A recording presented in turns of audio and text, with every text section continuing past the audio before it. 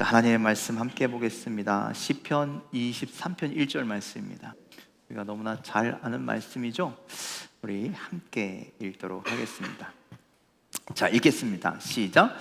여호와는 나의 목자시니 내게 부족함이 없으리로다. 다시 한번 읽어볼까요? 천천히 시작. 여호와는 나의 목자시니 내게 부족함이 없으리로다. 아멘. 할렐루야. 이 사실을 믿으십니까? 여호와가 나의 목자 되심을 믿으십니까? 그리하여 내가 부족함이 없다라는 것을 여러분들 고백할 수 있으십니까? 갑자기 아멘 소리가 줄어드네. 자, 영어 성경으로는 제가 영어를 잘 못하지만 한번 읽어드릴게요. The Lord is my shepherd, I shall not want 이렇게 되어 있습니다. 그래서 여러분들 앞부분은 똑같아요. 여호와가 나의 목자십니다. 하나님께서 나의 목자가 되십니다. 그래서 나는 원함이 없습니다. 내게 부족한 것이 없는 게 아니라 그래서 나는 더 이상 바라는 것이 없습니다. 소망이 없습니다. 왜? 하나님이 나의 목자가 되시기 때문입니다. 영어 성경은 그렇게 말씀하고 있어요. 그러니까 우리 한글로 되어 있는 성경보다 더 나의 목자 되심이 더 완벽함을 추구하고 있죠. 그래서 여러분들, 여호와는 나의 목자시니 내가 더 이상 바랄 것이 없습니다. 더 이상 내가 원하는 것이 없습니다라고 하는 이 고백은요, 우리가 살아가면서 무엇을 추구해야 되는지에 대한 목표가 나와 있는 거예요. 우리는 무엇을 추구해야 됩니까? 하나님이 나의 목자 되심을 여러분 삶 가운데 추구하는 인생들이 되시기를 주님의 이름으로 간절히 축원을 드립니다. 그러면 내가 부족함이 없대요. 내가 더 이상 바랄 것이 없대요. 성경은 그렇게 말씀하고 있습니다. 그런데 여러분들 그렇게 살고 계십니까? 첫 번째로 물어보는 것, 여러분들 여호와가 나의 목자이십니까? 아멘. 감사합니다. 예. 그런 믿음을 가지고 우리는 살아야 합니다. 예, 그렇게 됨을 고백하며 살아야 합니다. 그런데 정말 부족함이 없으십니까? 더 이상 원하는 게 없으십니까? 정말이십니까? 그럼 가세요 오늘. 그렇지 않아요. 여러분, 우리는요, 우리의 삶에요, 수많은 원함을 가지고, 수많은 소원을 가지고 살아요. 이랬으면 좋겠고, 저랬으면 좋겠고, 우리의 가족들이 이랬으면 좋겠고, 우리의 집이 이랬으면 좋겠고, 우리의 자녀들은 이랬으면 좋겠고, 수많은 소원들이 여러분들 우리는 가득 차 있다라는 거예요. 그래서 여러분들 빌립보서 4장의 바울은요, 이렇게 고백합니다. 내게는 모든 것이 있고 또 풍부하다. 아니, 도대체 바울은 어떻게 그렇게 고백할 수 있을까? 내게 모든 것이 있다고, 또 나는 풍부해서 부족한 것이 없다고 그렇게 고백할 수 있을까? 오늘도 우리가 그렇게 고백하는 삶이 되기를 간절히 축원을 드립니다. 자, 첫 번째로 여러분들, 내가 부족함이 없습니다. 나는 원하는 게 없습니다. 이렇게 고백할 수 있을 정도가 되려면요, 여러분들 그 사람의 삶은요, 자족하는 삶이 되어야 합니다. 자족. 자, 빌립보서 4장 11절로 12절 말씀 우리 함께 읽도록 하겠습니다. 함께 읽겠습니다. 시작. 내가 궁핍함으로 말하는 것이 아니니라. 어떠한 형편에든지 나는 자족하기를 배웠노라. 나는 비천에 처할 줄도 알고 풍부에 처할 줄도 알아. 모든 일 곧 배부름과 배고픔과 풍부와 궁핍에도 처할 줄 아는 일체의 비결을 배웠노라. 자, 내가 스스로 만족하는 삶. 자, 자족한다라는 건 그것이죠. 이 모든 것에 나는 스스로 만족한다라는 거예요. 여러분들 그런 사람이라면 다윗처럼 내가 부족함이 없습니다 라고 그렇게 고백할 수 있다라는 것이죠. 그런데 여러분들, 문제는 우리가 자족하려면, 스스로 만족하려면 얼마나 가지고 있어야 할까요? 얼마나 나에게 채워져 있어야 할까요? 그러니 나는 부족함이 없어, 나는 풍부해, 이렇게 고백할 수 있을까요? 여러분들, 그런데 빌립보서의 말씀을 살펴보면 여러분들, 이 말씀은, 이 여기에서 말씀하는 자족이란 여러분들 우리 물질적인 세상적인 이런 자족을 이야기하는 것이 아니다라는 것을 알 수가 있습니다. 어떤 것에 대한 자족이냐면 여러분들 영적인 상태의 자족이어야 한다라는 거예요. 여러분들, 우리가 영적으로 자족하는 상태가 되려면 어떻게 해야 될까요? 예? 어떻게 해야 될까요? 여러분들, 우리가 아버지로 고백되는 삶을 살아야 되는 거예요.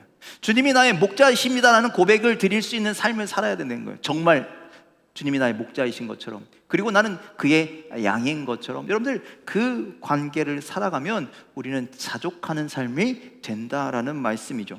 그래서 여러분들 여기서 자족한다는 거예요. 영적으로 자족한다는 것은요, 환경의 지배를 받는 게 아니에요.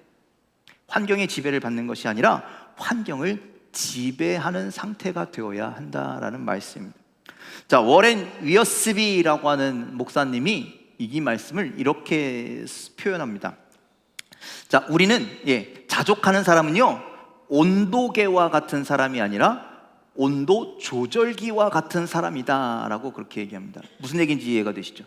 여러분들, 자족하는 삶이란 온도계가 아니라는 겁니다. 온도계는 어떻습니까? 여러분들, 얼마 전까지 우리 엄청나게 더웠잖아요. 그래서 여러분, 아무리 에어컨을 틀어놔도 25도, 26도였다는 거예요. 저 온도계는 무엇의 영향을 받아요? 환경의 영향을 받는 거예요. 환경에 영향을 받는 사람은 자족할 수가 없다라는 거예요.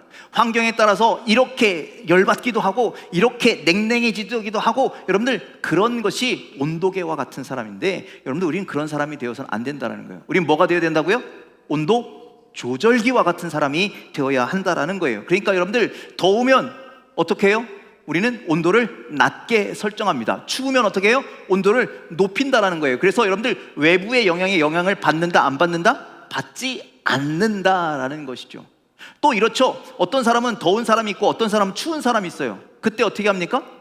그것을 조절할 수 있는 조절기와 같은 사람이 되어야 한다라는 거예요. 그래서 여러분들, 온도의 조절기와 같은 사람은요, 온도 조절기 같은 사람은요, 여러분들, 외부의 환경에 영향을 받지 않고 내가 원하는 삶을 살아가는 주도적인 삶을 살아간다라는 것이죠. 그러니 외부에서 어떤 이야기를 해도 거기에 흔들리지 않고 내가 주도적인 삶을 살아가야 한다는 거예요. 그리스도인들은 그래야 한다라는 말씀이죠. 그래서 아까 우리 빌립보서 4장 11절 12절 읽었을 때 뒷부분에 뭐라고 합니까? 나는 비천에 처할 줄도 알고 풍부에 처할 줄도 알아. 곧 모든 일, 곧 배부름과 배고픔과 풍부와 궁핍에 처할 줄도 아는 일체의 비결을 배웠다라고 성경은 그렇게 말씀하는 거예요. 즉, 여러분들, 우리 인생이 배고플 때도 있고 배부를 때도 있다라는 거예요. 우리의 인생이 풍부할 때도 있고 궁핍할 때도 있다라는 거예요. 그런데 그러한 환경일지라도 우리가 환경의 영향을 받는다, 안 받는다? 받지 않는 영적인 상태에 우리가 이르러야 한다라는 거예요. 그것이 자족하는 삶이다라는 것이죠. 그러니 어떤 상황에서도 우리가 한결같이 흔들리지 않고 승리하는 비결의 일체를 바울은 배웠다라고 그렇게 얘기하는 거예요. 어떻게 그런 것이 가능합니까? 우리가 읽었던 빌립보서 4장 11, 12절 다음에 13절에 우리가 너무나 잘 아는 말씀이 나오는 거예요. 자, 13절 말씀 함께 읽겠습니다. 시작. 내게 능력 주시는 자 안에서 내가 모든 것을 할 수 있느니라. 우리가 능력 주시는 자 안에서 우리가 이 외부의 영향을 받지 않는 자족된 삶을 살 수 있다라고 그렇게 선포하는 거죠.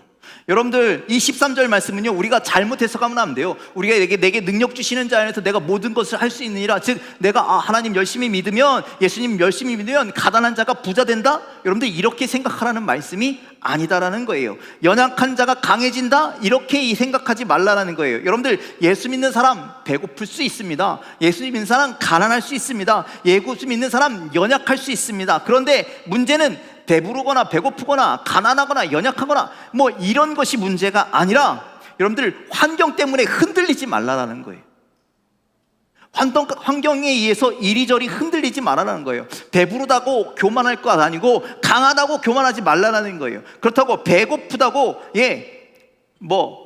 비굴하지도 말고, 배고프다고 배고픔을 위해서 막 아무렇게나 살고, 배고프다고 막 짜증내지도 말라, 이렇게 하지 말라라는 거예요. 왜? 내가 어떤 상황에 처하든지 그 상황 가운데, 그 문제 가운데 누가 계시니? 하나님이 나와 함께 하시니까. 그러니 걱정하지 말고 그 주님으로 만족해라 라고 우리에게 말씀하는 겁니다.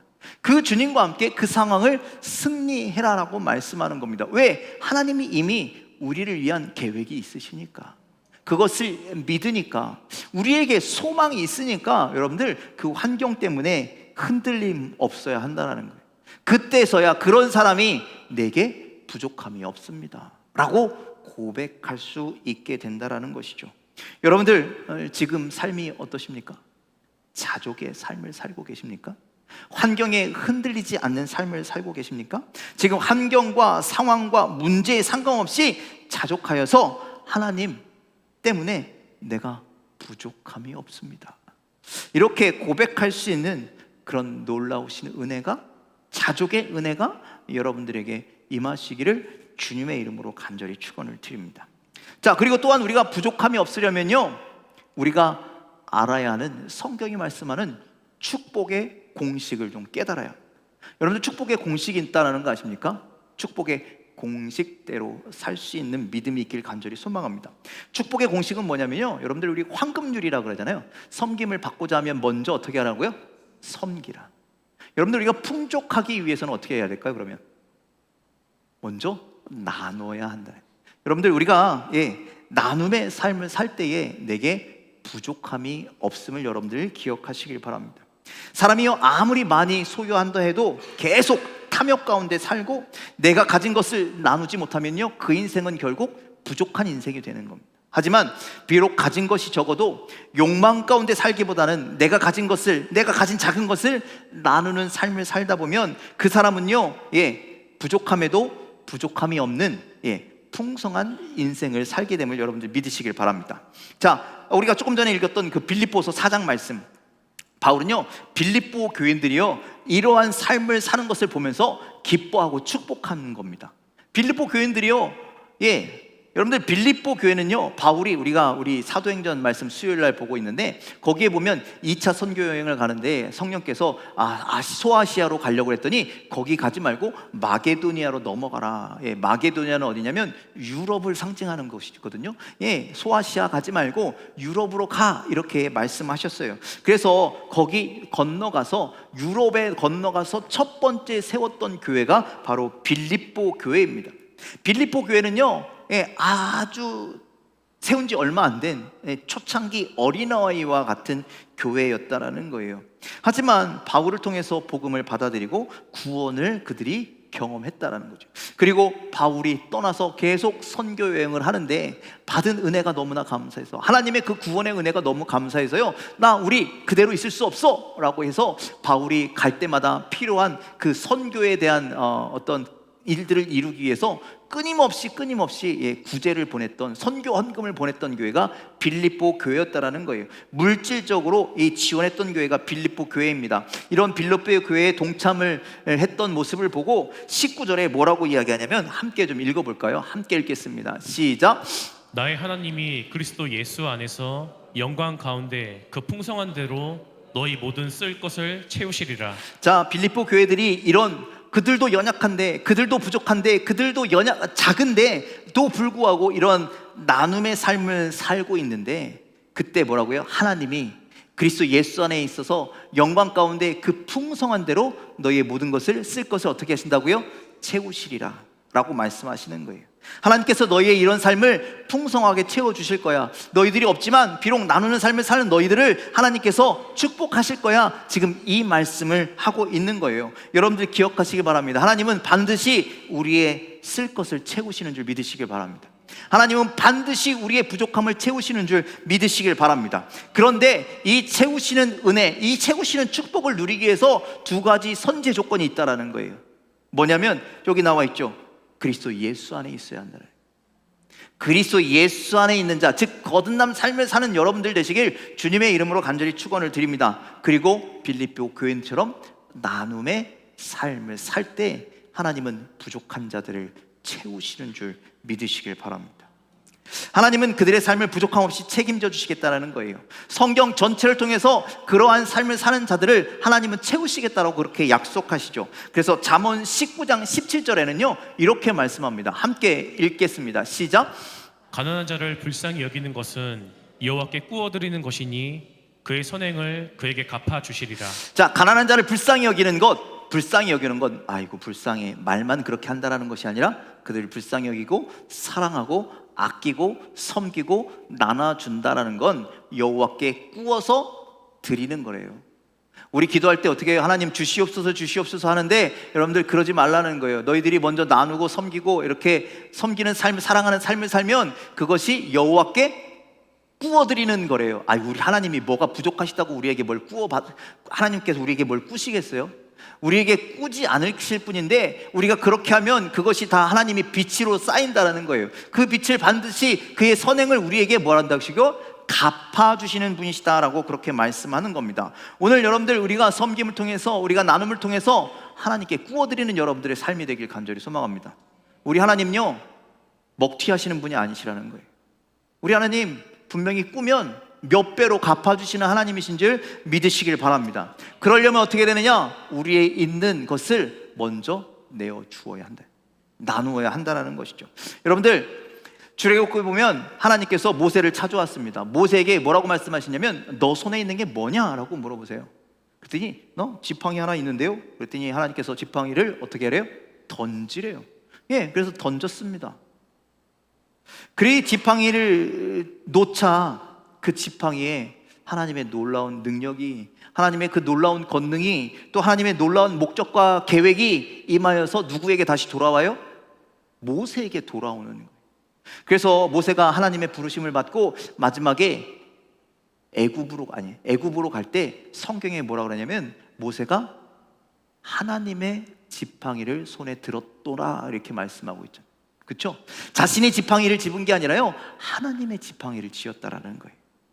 그러니 여러분들, 우리가 동일하게 우리의 손에 들려진 것이 무엇이든 그것을 하나님을 위해 던져드릴 수 있다면, 하나님 앞에 내어놓을 수 있다면, 여러분들 그때는 하나님이 주시는 그 무엇인가를 우리가 받을 준비가 된 상태라는 말씀입니다. 여러분들, 하나님께 드려 내 손에 아무것도 있지 않아야 그 무언가를 받을 수 있다라는 거, 하나님께. 여러분들, 내 손에 물컵이 이렇게 들려있으면 더 이상 그 무언가를 받을 수가 없다라는 거예요. 이것을 이렇게 내려놓을 때 하나님이 주시는 무엇인가를 내가 받을 수 있다라는 말씀입니다. 여러분들, 그래서 우리가 내 손에 있으면서 꼭 쥐고 있는 것이 무엇인가 한번 돌이켜보는 여러분들 되기를 간절히 소망합니다. 여러분들, 꽉 쥐고 있는 것이 뭡니까? 여러분들의 힘으로 어찌하겠다고 아등바등 그렇게 노력하고 손에 꼭 쥐고 상태로 하나님께 참아 드리지 못하고 있는 그것이 무엇입니까?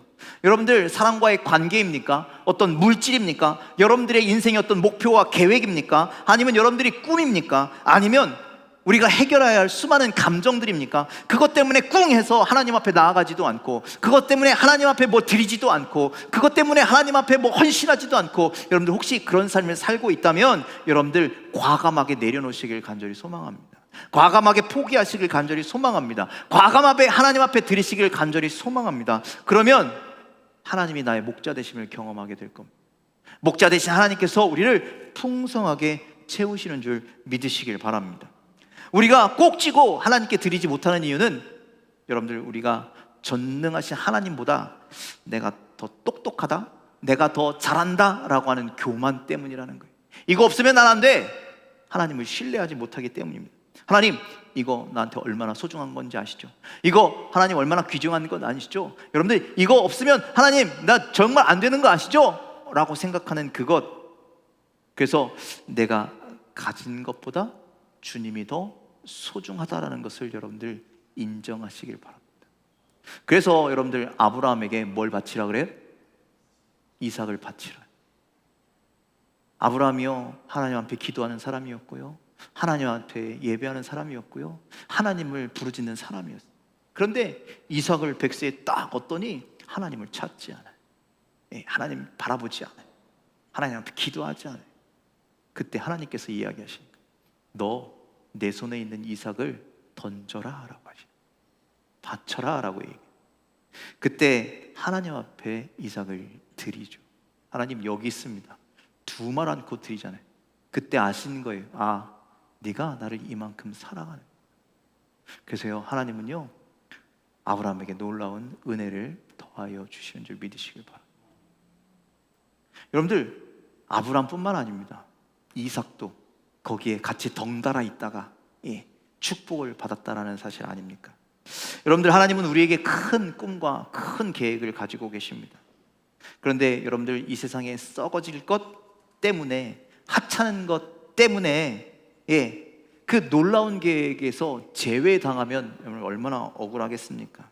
그러니 제외당하기 전에, 하나님이 그 계획을 취소하시기 전에 여러분들, 내 앞에 있는 것, 내 손에 있는 것 주님 앞에 온전히 드리십시오.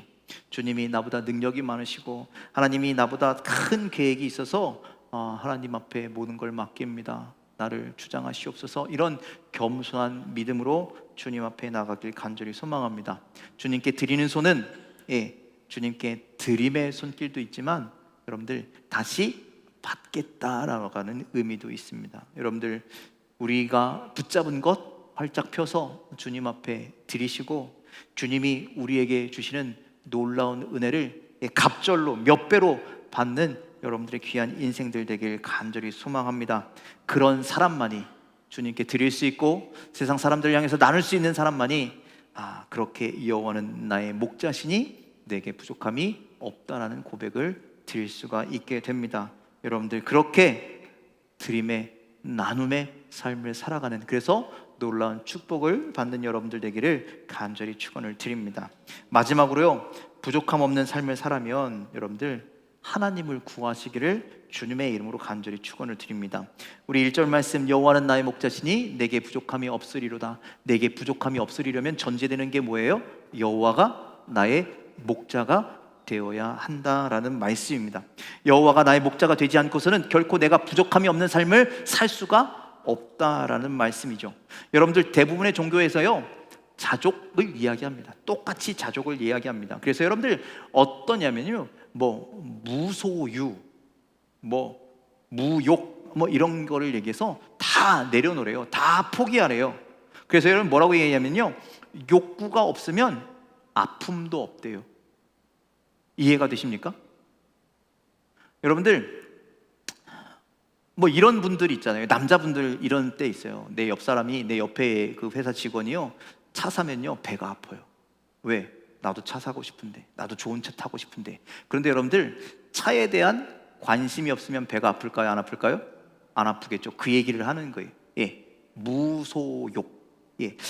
뭐에 대한 욕망을 갖지 마. 욕망 자체를 가지 말아라. 그러면 상처도 안 받을 거고, 원함도 없을 거고, 그런 삶을 살라라고 이야기하죠. 다른 종교들은 그렇게 얘기하는데, 여러분들, 기독교는요 무소유에 대해서 이야기하는 게 아니에요. 무욕에 대해서 얘기하는 게 아니에요. 욕망을 가져야 합니다. 욕망을 가지시기를 간절히 소망합니다. 그런데 우리가 가져야 할 욕망은요 높은 욕망입니다. 거룩한 욕망입니다. 의로운 욕망을 위해서 우리 열심히 살아가라라고 그렇게 말씀하는 거예요. 그래서 예수님께서 우리에게 뭐라고 말씀하냐면, 너희는 먼저 그의 나라와 그의 의를 구하라라고 말씀하시는 거예요. 이 땅의 것을 구하는 것이 아니라 먼저 하나님의 나라의 그것을 욕망 가운데 구하는 삶을 살라라고 말씀하시는 것이요. 그래서 여러분들, 우리가 거룩한 욕망을 가지면 추악한 욕망을 극복할 수 있는 겁니다. 믿으십니까?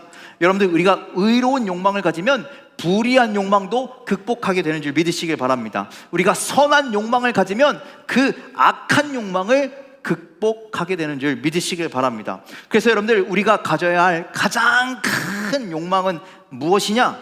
여러분들, 여호와가 나의 목자라는 그 욕망을 품고, 여러분들 그 욕망을 채우며 살아가는 여러분들 되길 간절히 소망합니다. 그래서 여러분들, 목자이신 하나님만을 구하고, 목자이신 하나님만을 사랑하고, 목자이신 하나님만을 따르는 그런 삶을 살아갈 때 우리에게 부족함이 없도록 채워주시는 놀라운 은혜가 있습니다. 목자이신 하나님이시면 모든 것 가능하지 않겠습니까? 그것으로 충분하지 않겠습니까? 예전에 이런 글을 한번 읽은 적이 있습니다. 설교 때 나오는 예화인데, 어떤 목사님이 토요일 날 주보를 이렇게 막 작성하고 그것을 주보사에 넘기셨대요. 우리 교회는 저희가 주보를 뽑지만 큰 교회는 주보사에 넘겨서 막 그렇게 해가지고 하거든요. 그런데 그 오타를 수정하는 그 사람이 목사님한테 전화했습니다. 근데 목사님이 굉장히 급할 때 전화를 받으셨나 봐요. 그런데 설교 제목이 뭐였냐면, 오늘 1절 말씀, 여호와는 나의 목자시니 내게 부족한 것이 없으리로다. 이게 설교 제목인데 되게 길잖아요. 그래서 이 오타 체크하는 사람이 물어봤대요. 목사님, 이거면 됩니까? 여호와는 나의 목자시니 내게 부족함이 없으니 됩니까? 라고 했는데, 그렇게 얘기하지 않고 여호와는 나의 목자시니 이라고까지 들었는데, 목사님이 그거 맞아요, 그걸로 충분합니다, 이렇게 얘기를 했다는 거예요. 그래서 주보에 그 다음날 뭐라고 나왔냐면, 여호와는 나의 목자시니 그걸로 충분합니다. 여러분들, 그렇지 않습니까? 주보에는 오타로 나왔지만 그 진리가 우리에게 전달되는 것이죠. 여러분들, 우리가 여호와는 나의 목자시니 그걸로 만족할, 그걸로 충분할 수 있고, 그런 여러분들, 하나님 목말라 하시길 바랍니다. 하나님의 배고파 하시길 바랍니다.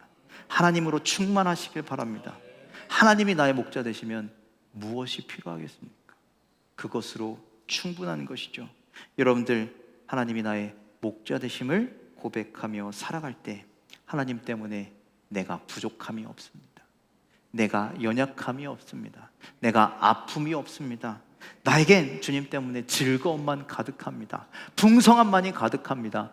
이 고백을 드릴 수 있는, 그 고백대로 살아갈 수 있는 저와 여러분들의 삶이 다 되시기를 주님의 이름으로 간절히 축원을 드립니다. 기도하겠습니다.